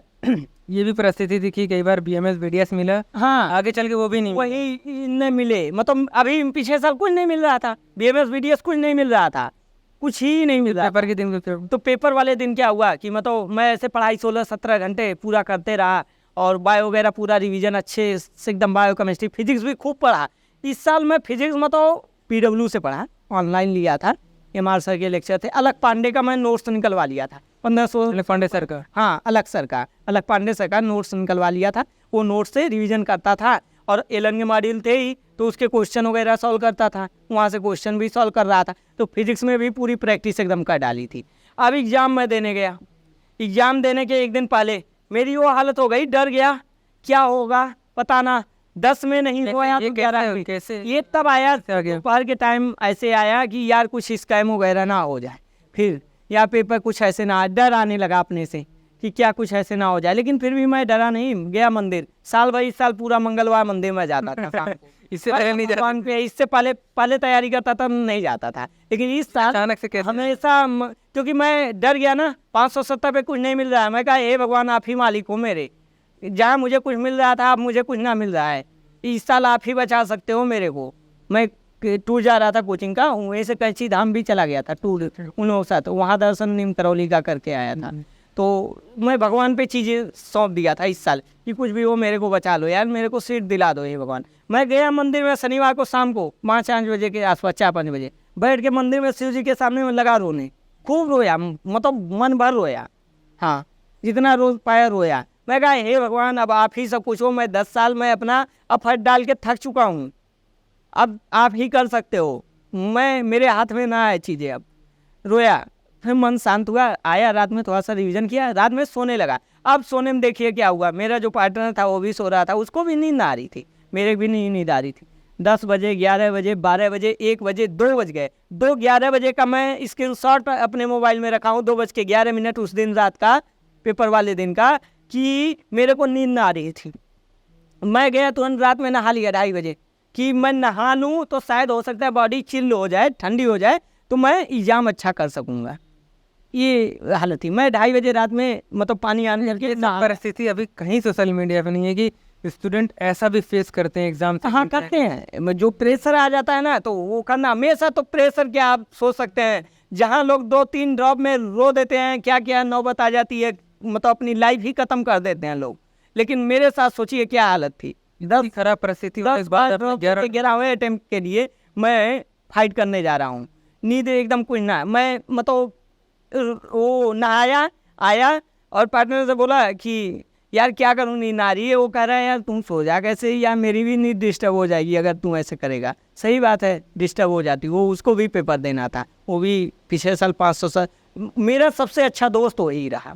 हाँ, सौरभ वर्मा नाम है उसका, बहुत अच्छा दोस्त है मेरा। मैं उसको एकदम भाई की तरह मानता हूँ, एकदम भाई की तरह। वो मेरे मतलब जीवन में बहुत अच्छा मतलब दोस्त है, बहुत मतलब गरीब उसके बाद से वो भी बिलोंग करता है, लेकिन बहुत अच्छा दोस्त है मेरा।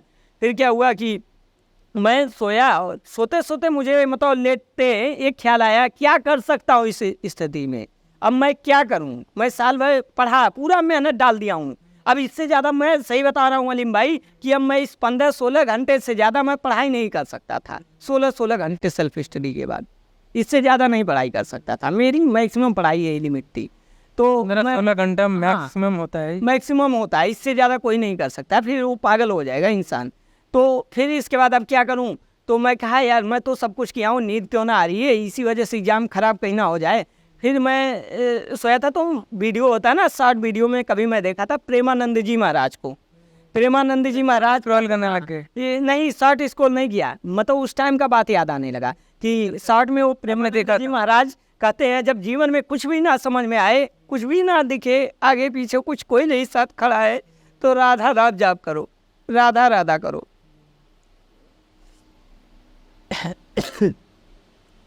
मैं राधा राधा मतलब करने लगा, सोते हुए राधा राधा अपने मन में जपने लगा। आधे घंटे के 15 मिनट के अंदर मुझे नींद आ गई, मैं सो गया 3 बजे के आसपास।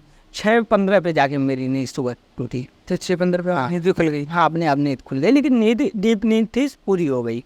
मैं उठा, गया लाइब्रेरी में थोड़ा पढ़ा, फिर आया, नहाया, मंदिर गया, भगवान से प्रे किया, फिर गया लाइब्रेरी में। मैं नाश्ता लगा लिया था वहाँ पे दोपहर का खाना बनाने से बचने के लिए कि सुबह नाश्ता। तो मैं उनसे बोला कि मैं मेरे को 5 रोटी आज दे दो, रोज 3-4 खाता हूँ, आज 5 दे दो। बोली क्यों? आज शाम पेपर, हाँ पेपर है आज, खाना नहीं। अब क्या, खाना ही नहीं खा पा रहा हूँ। 2 रोटी खाते खाते मेरी हालत ख़राब हो गई। 3 रोटियाँ थी, मैं बोली फेंकोगे, अब मैं कहा गाय को खिला दूंगा। मैं मोड़ा, पेपर में लपेटा, थैली में रख लिया लोवर में, और मैं पार्टनर के साथ, उसका भी सेंटर पास में ही था, तो हम दोनों सेंटर के लिए निकल गए। सेंटर पे निकले, गए, अब रास्ते में कोई गाय ना दिखी, मैं सेंटर पे चला गया। जो वो मैराथन वगैरह क्लास कराते थे हमारे से, वो सब भी मैंने किया था। तो PDF वगैरह फार्मूले के सब निकलवाया था, क्योंकि फिजिक्स से डर था। तो मैं फिजिक्स का ही सब लेके गया था कि मैं फिजिक्स ही रिवीजन करूँगा, कुछ भी हो फिजिक्स में ही कर ले गया तो मैं शेर, नहीं कर पाया तो मैं गीदड़ हो जाऊँगा तुरंत, क्योंकि फिजिक्स का ही सब मेरे जीवन का खेल था। मैं वहाँ एग्जाम हॉल के बाहर भी फिजिक्स के फार्मूले वगैरह देख रहा था। 2 घंटे 1 घंटे बीतने के बाद 11 बजे पहुँच चुका था। एंट्री नहीं लिया इसलिए कि अभी जाके क्या करूँगा, अंदर फर्स्ट्रेट हो जाऊँगा, कहीं डर लग रहा था। खैर पहले एंट्री ले लेनी चाहिए, बाद की परिस्थिति क्या हो जाए कुछ पता नहीं, एंट्री पहले ही ले लो, वो सही रहता है। फिर उसके बाद तो फिर मैं बाहर बैठा था, भूख लग गई। अब भूख लगी तो वही रोटी थैली में पड़ा हुआ था। मैं गया, छोले वाले को 10 रुपए दिया, छोला लिया, वही रोटी खा के पेट भर गया मेरा। बाहर का कुछ खा नहीं सकता था। तो फिर मैं रोटी खा के और गया। अब मैं स्कैनर जब वो लगाना शुरू किया तो मेरा थंब इम्प्रेशन नहीं लग रहा था। 5-10 मिनट तक एकदम तबाह हो गया मैं, एकदम पसीने से पूरा बॉडी भीग चुकी थी पूरा, कि यार मैं एग्जाम ही नहीं दे पाऊंगा इस साल। पिछले साल तो स्कोर नहीं आए, इस साल लग रहा है एग्जाम ही नहीं दे पाऊंगा, ये कहीं क्या हो जाए। तो लोग फिर बाद में समझाए, फिर लगा स्कैन हुआ। इसके बाद फिर मुझे अंदर बोले, अंदर गया, पंखा खिड़की कर रहा था, वही दिख रहा था। लेकिन फिर मैं कहा यार कोई नहीं, पेपर करते टाइम भूल जाएगा चीज़ें। फिर मैं सभी भगवान देवी देवता को याद किया, फिर कहा कि आज मेरी हेल्प आप ही लोगों के हाथ में है। अब जो चीज़ें हैं, मैं जितना एफर्ट डालना था मैं डाल दिया, अब इससे ज़्यादा मैं मेहनत नहीं कर सकता हूँ। ये चीज़ें पुरानी चीज़ें बहुत रिमाइंड, हाँ बहुत ज़्यादा रिमाइंड एग्जाम हॉल में, ओवरथिंक बहुत ज़्यादा करने लग ज़्यादा हो रहा था, बहुत ही आ रहा था ख्याल। फिर इसके बाद मैं रिलैक्स रहा, पेपर टाइम रिलैक्स रहा। फिर जब मैं पेपर करना स्टार्ट किया, आया उमा जल्दी जल्दी गोला वगैरह मतलब आराम से किया ताकि वो मिस्टेक ना हो शुरू में जो होता है। मैं जब उमार वगैरह करके पेपर कर, तो मेरे पीछे एक लड़की बैठी हुई थी, वो पूरा बोल रही है, पेपर बोल बोल के पढ़ रही है। डरते फिर आप? तब फिर हम डांटे, पीछे मुड़ के ऐसे हाथ किए तो डांटने पे वो शांत हो गई, लेकिन फिर धीरे धीरे करके बोल रही थी अपना। खैर उससे मुझे बाद में पता नहीं चला। मैं बायो कर रहा था, बायो करते करते मैं सोचा यार मैं 45 से 50 मिनट में हर साल बायो करके आ जाता हूँ। टाइम कैसे नंबर आज मेरे को टाइम क्यों लग रहा है, क्या हो गया है आज लग रहा है मेरा मतलब अपने अंदर कमी ढूंढने लगा, अपने अंदर मैं कमी ढूंढने लगा कि अरे यार ये पेपर क्या मेरे साथ क्या हो गया है, मतलब आज बायो मुझसे ना बन रही है, ये हालत हो रखी है। बायो करते गया 1 घंटे 15 मिनट 20 मिनट बीत गए, 20 बीत गया, अभी मेरे 30 क्वेश्चन बायो के बचे हैं। मैं सोचा गया पेपर, अब क्या होगा, अब तो कुछ हो ही नहीं सकता, मैं बायो केमिस्ट्री ही कर लूँ, वही मेरे लिए बहुत है। रोने लगा एग्जाम हॉल में, मतलब अंदर से घुटन आ जाता है ना, वो घुटन वाली फीलिंग आ गई अंदर से। मतलब पापा को याद किया, घर को सबको याद किया, तो आ ही जाता होगा दिन में। हाँ कि अब मैं कुछ ही नहीं कर पाया, मतलब कुछ भी नंबर नहीं आएंगे। अब कहाँ कट ऑफ 650 जाता है, दिमाग में ट्रेंड बना हुआ था कि अब क्या होगा। तो फिर बायो 1.5 घंटे में मैंने बायो की, फिर केमिस्ट्री करना शुरू किया। वो प्रेशर, केमिस्ट्री के जो क्वेश्चन बनने भी चाहिए, कैलकुलेशन मिस्टेक कहीं कर रहा हूँ, कहीं कुछ कर रहा हूँ, एग्जाम में पता ना चल रहा है, छोटे छोटे क्वेश्चन कहीं कहीं गलत कर दे रहा हूँ। ये प्रेशर खाते जा रहा है कि अभी फिजिक्स बाकी है, फिजिक्स बाकी है, फिजिक्स बाकी है, क्या करें, अब फिजिक्स अभी तो बाकी है सब। तो फिर केमिस्ट्री करके मैं फिजिक्स में गया। बायो में 2-4 क्वेश्चन छूटे थे उस टाइम, केमिस्ट्री में भी 3-4 क्वेश्चन छूटे हुए थे, फिजिक्स में गया। फिजिक्स में क्वेश्चन पलट रहा हूँ, समझ में ना आ रहा है, 1 क्वेश्चन 2 क्वेश्चन कर रहा हूँ, टाइम निकल जा रहा है, समझ में ना आ रहा है। 30-35 मिनट फिजिक्स के लिए बचे हैं अब, ऐसे 1-2 क्वेश्चन देखने के बाद, 2-3 क्वेश्चन देखने के बाद। अच्छा, रियलाइज़ नहीं हो कि पेपर ही टफ है, मेरी गलती नहीं, पता ही नहीं चल रहा था वहाँ पे एग्जाम में कि पेपर अपनी गलती है, कट ऑफ डाउन हो जाएगा। अपने को वो चूज करके करो जो सिलेक्शन हो सके। 10 साल का मतलब एक्सपीरियंस तो बहुत था, लेकिन वो उस प्रेशर में कुछ सब फेल हो गया था, सब चीज़ें समझ में ना आ रही थी, क्योंकि रीजन ये था अगल बगल देख रहा था, अगर देखा किसी तो सब उमार भर के बैठे हुए हैं पूरा फिलअप। मैं अभी फिजिक्स करना है और डिप्रेस हो रहे। हाँ, और डिप्रेस हो रहा हूँ कि मतलब पेपर तो इजी था, मैं नहीं कर पाया, परेशान होने लगा। फिजिक्स खैर किया, करते गया, 13, 14, 15 क्वेश्चन 28, 30 तक किया। फिर मेरे को लगा कि ऐसा है कि लाओ 22-23 क्वेश्चन लाओ और कुछ कर देता हूँ, ऐसे ही तुक्का मार देता हूँ। सही, खैर जो तुक्का मारा वो सब नेगेटिव चला गया है, 10, 15, 20 नंबर और ही मेरा फिजिक्स में कट गया।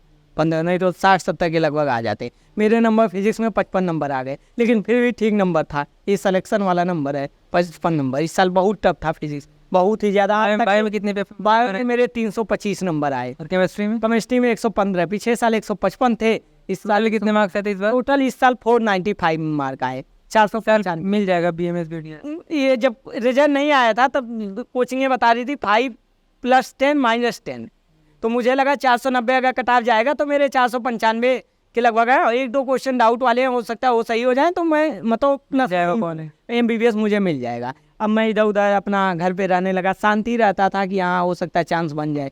फिर जब मैं जिस दिन रिजल्ट आया उस दिन वैसे अगर पेपर में ही पता चल जाता आपको कि यार पेपर टफ है तो मुझे लगता है 530-40 नंबर कर देता, 530, क्योंकि मेरे 51-52 नंबर तो निगेटिव में चले गए, 50 नंबर के लगभग, 50-51 के लगभग निगेटिव चले गए। वो नंबर मेरे प्लस रहते हैं, मतलब जो नंबर मेरे निगेटिव हुए 30-40 नंबर जो भी निगेटिव हुए गलती से या तुक्के से जो भी वो नहीं होते, मैं सेलेक्ट हो जाता। 520 तो आ ही जाता, 520 इस बार कॉलेज हो गया।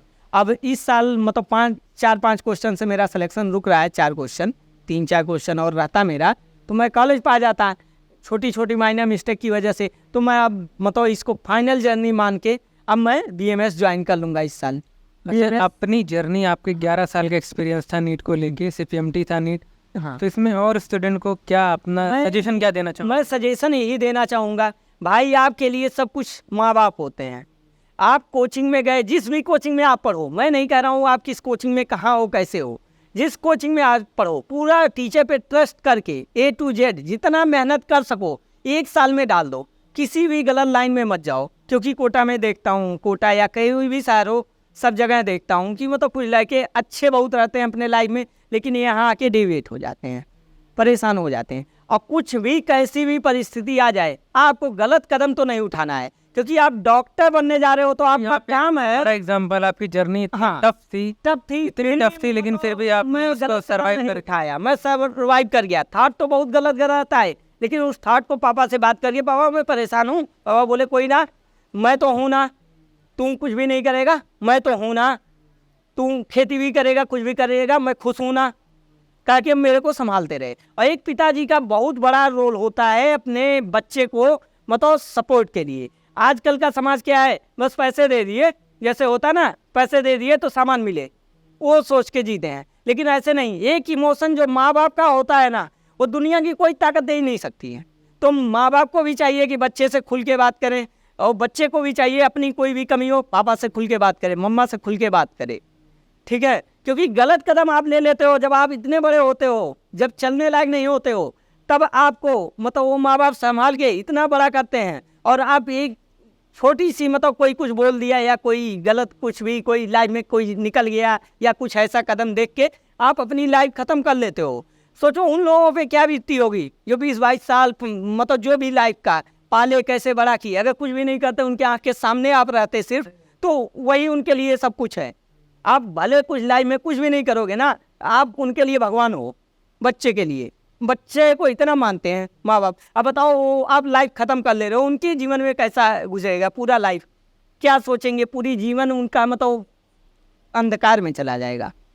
बहुत मेहनत से वो किए हैं, तो आप मतलब एफर्ट पूरा दो, 100% अपने से दो, और ज़्यादा से ज़्यादा 2 ड्रॉप 3 ड्रॉप, बहुत मैक्सिमम तीसरा अटेम्प्ट, नहीं तो 1 2 3 बस, इस ज़्यादा नहीं देना चाहिए। मेरे हिसाब से तो नहीं देना चाहिए। कई लोग कहते हैं मेरा 5वें ड्रॉप में हुआ, 6वें ड्रॉप में हुआ, सही बात है, लेकिन अगर यही सब लोग करने लगेंगे तो ये बिजनेस से सब चीज़ें जो चल रही हैं सब, आपके परिवार अगर आपकी परिस्थिति आज मैं मतलब 13-14 लाख रुपए रहते, मैं BMS कर लिया होता, आज मैं MO होता, 60-70 हज़ार 80 हज़ार में पाता कॉलेज में। वैसे इतना टाइम आप देने के बाद क्या अभी रिग्रेट फील होता है या फिर क्या? नहीं, रिग्रेट तो नहीं होता है। रीज़न ये है ना कि मैंने मेहनत बहुत किया, अगर मैं मेहनत ना किया होता ना तो शायद रिग्रेट होता मेरे को। आपने अपना 100% मैं 100% अपना जीवन का दे दिया। मैं बड़ी कोचिंग में भी पढ़ लिया, छोटी कोचिंग में भी पढ़ के देख लिया, मैं सेल्फ स्टडी कर लिया, मैं जो चीज़ चाहिए ऑनलाइन भी पढ़ा, ऑनलाइन भी पढ़ा, ऑफलाइन भी पढ़ा, सब तरह से पढ़ा। तो मैं 3-4 क्वेश्चन के लिए मैं MBBS डिग्री को रिग्रेट नहीं करता, क्योंकि बहुत लोग होते हैं MBBS करके आज मेडिकल स्टोर पे भी जॉब लगने वाली नहीं, नॉलेज है ही नहीं आपके पास, फिर क्या मतलब उस डिग्री का। 3 साल 2 साल JR आप रह सकते हो मैक्सिमम 3 साल, उसके बाद आपको जॉब के लिए भटकना पड़ जाएगा। PG बिना किए आपको जॉब लगनी ना है किसी भी डिपार्टमेंट में, चाहे BMS MD कुछ भी हो, मतलब MBBS BMS कुछ भी हो। और जहाँ तक बात है डॉक्टर की, MBBS भी डॉक्टर है, आला पहनेगा, सब कुछ करेगा, सब वो भी जान बचाएगा। BMS भी वही काम करेगा, बस सैलरी में थोड़ी सी डिफरेंस आ जाएगी, सैलरी में इनकम आ जाएगा, मतलब डिफरेंस डिग्री में थोड़ी सी होने की वजह से थोड़ा सा डिफरेंस आ जाएगा। लेकिन जान अगर BMS वाला भी बचा लिया तो वो भी भगवान है, MBBS वाला भी बचा लिया तो वो भी भगवान है। अगर MBBS वाला गलती करके जान ले लिया, वो भी डकैत है, डाकू है, व्हाइट कोट में डाकू हो जाएगा। अगर BMS वाला भी जान ले रहा है तो वो भी डाकू है। तो बातें चीज़ें बराबर हैं डिग्री, इसीलिए मैं BMS चूज कर रहा हूँ। डेंटल में नहीं जाना चाहता हूँ क्योंकि डेंटल में थोड़ा सा स्कोप मतलब आगे का मतलब दिक्कत है, मतलब पैसे वगैरह वो सब चीज़ें दिक्कत, सेटअप बातें वगैरह अपनी खत्म किया जाए। तो मेन चीज़ रहा कि पापा मेरे मतलब लगे रहे। अब तक मैं पापा को गया घर पे, मैं अभी फोटो आपको दिखा दूंगा, गया घर पे, मैं एप्रन कोचिंग एक जो मेरी स्टार PMT थी बुलाई, मुझे सेलिब्रेट की और मुझे सपोर्ट की कि आप BMS जर्नी में आगे बढ़ो, बहुत अच्छी लाइफ आपकी निकलेगी। आप इतना एक्सपीरियंस है, अगर आप कॉलेज प्रोफेसर तक भी गए, MD वगैरह करके गोल्ड मेडलिस्ट बने तो आपको कोई दिक्कत नहीं आने, आपको नॉलेज है बहुत भरपूर है, आप जीवन में बस डिग्री लो अब BMS। और घर आया मैं पापा पहले सबसे पहले मम्मी को गया गले लगा लिया। मम्मा मेरी मतलब पढ़ी लिखी तो ना है, कुछ भी नहीं पढ़ी है, मतलब कैसा फील होता है? तो बहुत खुश हुई देख के, मतलब व्हाइट कोट आया एप्रन देख के, मतलब इतना खुश हुई कि मैं उनकी आंखों में जो खुशी देखा ना, मैं जीवन भर ना भूल पाऊंगा। तो खुश हुई, तो फिर हम बोले कि अब डॉक्टर हो गया आपका बाबू, अम्मा आपका बाबू डॉक्टर हो गया। तो बोले ठीक है। इसके बाद फिर क्या कहते हैं, कोचिंग में जहाँ स्टार में गया था तो वो टीचर मुझे मिठाई के पैसे दिए कि आप जाओ मिठाई बांटो। आप इतना झेल ले गए, बच्चे 640 से 400 करके आए हैं, कई बच्चे 640 नंबर से 400 पे आ गए। मेरा खुद पार्टनर 570 नंबर से 450 से नीचे आ गया, 436। तुम इस टफ पेपर में तुम अपने आप को सरवाइव कर लिए, तुम विनर हो, तुम हीरो खुद ही हो। तुम इतना अटेम्प्ट दे के ड्रॉप करके भी अपने आप को बचा ले गए। BMS डिग्री जान तुम्हें पिछले साल कुछ नहीं मिल रहा था, उसके पहले सब कुछ मिल रहा था, BMS BDS नहीं किए, पिछले साल कुछ नहीं मिल रहा था, तुम ये कर ले गए, ये बहुत बड़ी बात है। वो लोग मिठाई का पैसा दिए, मैं लाया गांव पे भी, मतलब अपने घर पे मिठाई बांटा। सब लोग बोल रहे थे डीजे वगैरह बचवाओ, ये सब ये करो। मैं कहा भाई अभी नहीं, अभी तो 4-5 लाख रुपए के आसपास खर्चे लगेंगे पढ़ाई में, ये सब नौटंकी मैं करके क्या करूँगा। मुझे तो डॉक्टर बन के सेवा करनी है, मैं जो सेवा करूँगा मैं हॉस्पिटल से मैं सेवा कर पाऊँगा। ये सब तो एक ड्रामा होता है कि आप ये बांटो वो बांटो। फिर पापा जब आए, साइकिल से गए हुए थे बाजार, आए, इसके बाद मैं एक फ़ोटो लिया पापा, हाँ वो एप्रन पहन के फ़ोटो अभी मैं दे रहा हूँ आपको, एप्रन वाला फ़ोटो। फिर इसके बाद मैं पापा के गले में हार डाल दिया। मैं कहा असली प्राइज तो आप जीते हो, आप एक पैर पे खड़े होके मुझे जीवन में एकदम मतलब मजबूत कर दिए। एक पैर पे मतलब विकलांग हो के आप मुझे इस लेवल पे ले चले गए कि शायद पूरे भारत का कोई बाप होगा जो 11 बार ड्रॉप दिलाया होगा, कोई नहीं होगा, कोई नहीं होगा, कोई नहीं होगा, कोई भी बाप नहीं होगा, कितना अमीर से अमीर हो, कोई नहीं होगा। डॉक्टर के लगे होंगे तो 1-2 ड्रॉप के बाद तुरंत प्राइवेट MBBS करा दिए होंगे। मैं तो अफोर्ड ही नहीं कर सकता, मैं फीस जहाँ कोचिंग की नहीं। पापा के लिए क्या करने वाले? तो पापा के लिए मैं पापा के नाम से ही हॉस्पिटल चलाऊंगा। उनका नाम श्री धन्वंतरी मिश्र है। तो धन्वंतरी आयुर्वेद के वैद्य कहे जाते हैं, आयुर्वेद के जनक हैं। आयुर्वेद में धन्वंतरी की पूजा होती है। उसी आयुर्वेद को लेके मैं पिताजी के नाम पर ही और माताजी के नाम पर ही भी हॉस्पिटल चलाऊंगा। BMS करने के बाद BMS MD भी करूंगा। तो आपकी जर्नी बहुत ही तो इंस्पायरिंग। पापा भी बहुत खुश हुए ये सब चीज़ें। और फिर पापा, मैं बोला पापा खुश हो आप, कह रहे हैं मेरा लड़का खुश है, तुम खुश हो तो मैं खुश हूँ बस। इसके बाद अब यही थोड़ी सी प्रॉब्लम ये है कि बताओ अभी कॉलेज में एडमिशन वगैरह के लिए खर्चे में थोड़ा दिक्कत आ रही है, लेकिन है कई NGO वगैरह अगर हेल्प करेंगे, जो भी कह तो सब जगह रहा हूँ, अगर कोई हेल्प करेगा तो बहुत अच्छी बात है मेरे लिए। मैं आपका नंबर डाल दूंगा, नंबर आप डाल अभी हाँ आपकी हेल्प करना चाहे आपको जो हेल्प करना चाहे हेल्प कर सकता है, क्योंकि घर की कंडीशन ठीक ना है मेरे, ये चीज़। तो भाई जिनका भाई जर्नी बहुत ही इंस्पायरिंग थी यार, मैं खुद ही भाई मेरी हालत खराब हो गई। मैं खुद मतलब अब क्या बताऊं, मैं रो देता, लेकिन मैं इसलिए नहीं रो पाऊंगा ना क्योंकि मुझे डॉक्टर बनना है। मैं डॉक्टर, ये वीडियो जो देखेगा ना भविष्य में मेरे सामने पड़ेगा तो ये ना सोच ले कि ये तो डॉक्टर रो दिया था उस टाइम, इसलिए मैं कितना भी करके मेरे आंसू निकलेंगे ही नहीं, कुछ भी हो जाए मैं आंसू निकाल ही नहीं सकता, क्योंकि मेरे को लाइफ बचानी है। कुछ भी हो जाए, जो एलोपैथी वगैरह साइड इफेक्ट वगैरह से भी दिक्कत आती है, आयुर्वेदिक में ये सब दिक्कतें ना आए, ये चीज़ें। बहुत लंबा हो गया, अपन वीडियो क्लोज करते हैं। आपकी पूरी जर्नी बताई। तो गाइस बाकी समाज ड्रॉप दिया इन्होंने। मैं एक बात आपको और बता दूं, मेरा एरिया है ना 3-4 किलोमीटर के एरिया, 2-3 किलोमीटर के एरिया, मेरे गांव में कोई अभी तक डॉक्टर ना है। वो सब इंजेक्शन लगा लगा के फर्जी वाले डॉक्टर हैं सब, कोई भी डिग्री ना लिया है, बीएमएस डिग्री भी ना है, कोई बीएससी एमएससी ढंग से ना किया हुआ है। मेरे गांव की ये हालत है। तुम रियल डॉक्टर बनने वाले? हाँ, मैं अपने गांव का पहला डॉक्टर हूँ जो रियल में मैं डॉक्टर बनूंगा। कई लोग तो नॉर्मल डिप्लोमा वगैरह करके अपना डेंटल हाइजीनिस्ट वगैरह कर रहे हैं, वो डॉक्टर लिख भी नहीं सकते हैं, मुझे पता है, लेकिन लिखते हैं अपना जो भी करते हैं। लेकिन रियल डॉक्टर मैं अपने गांव का इस साल मैं बन जाऊंगा। गांव क्या, ग्राम सभा का, 3 गांव का ग्राम सभा है, उस गांव का, पडरी गांव का अपने मैं डॉक्टर बन जाऊंगा। बहुत बहुत बधाई हो आपको। तो भाई इनकी मैं अब लास्ट में क्या बोलूँ, आप तो वीडियो अगर पूरा देखे होगे बहुत मोटिवेट हो गए। कई बार लाइफ गिव अप कर जाते हैं बच्चे, भाई इनसे बहुत कुछ सीखने को मिलेगा। वीडियो बनाने का एक ही मोटिव था कि 11 साल तक कोई सर्वाइव कर गया नीट के लिए। मैं पहला स्टूडेंट मिला हूँगा जो 11 ड्रॉप दिया होगा नीट के लिए, और फाइनली आप डॉक्टर बनने वाले। मैं डॉक्टर इस साल बहुत बहुत बधाई आपको। जो वीडियो देखे भाई बहुत मोटिवेट होंगे। Thank you. बहुत सारे बच्चे मोटिवेट होंगे आपको देख के। और ऐसी वीडियो मतलब बहुत कम ही आती हैं, ऐसी रियल लाइफ स्टोरी। शायद अभी कोई और स्टोरी होती, बहुत ही रियल लाइफ स्टोरी है। हाँ, कोई और स्टोरी होती तो शायद पता नहीं क्या वगैरह सभी डाल, लेकिन और लोग करके डालते। लेकिन बस वही 3 क्वेश्चन MBBS BMS डिफरेंस जो दिमाग में भ्रम बना हुआ है। खैर, कभी भ्रम नहीं बनाना चाहिए। अगर आपको एक BMS डॉक्टर आपकी जान बचा ले गया तो उससे बड़ा आपके लिए कुछ है नहीं। तो वो चीज़ें, मेन चीज़ तो doctor. Thank you so much भाई, बहुत अच्छा लगा बात करके आपसे।